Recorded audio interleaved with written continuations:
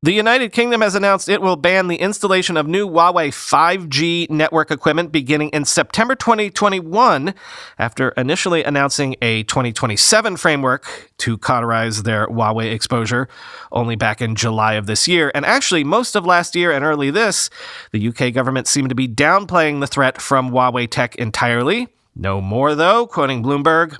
British ministers announced in July that Shenzhen-based Huawei would be banned from Britain's next-generation mobile networks in 2027, with purchases barred from January 2021. To comply with those rules, phone companies would have had to stop adding Huawei components eventually, but the new ban may accelerate their plans to overhaul systems. Maintaining existing equipment will be allowed.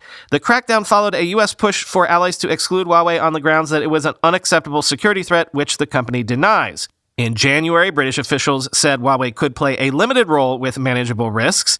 They since reversed that stance and backed a ban following U.S. sanctions introduced in May, saying the American squeeze on Huawei's silicon supply chain meant its security could no longer be guaranteed.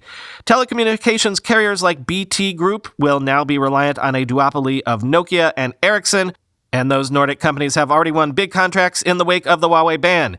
To help cut that dependency, the government will start a national telecoms lab by 2022 to research security and increase compatibility between vendors, as well as fund trials with potential challengers like Japan's NEC, to make it easier for competitors to enter the market. Setting out a path to phase out older 2G and 3G technology would also speed up the diversification process, according to the government statement.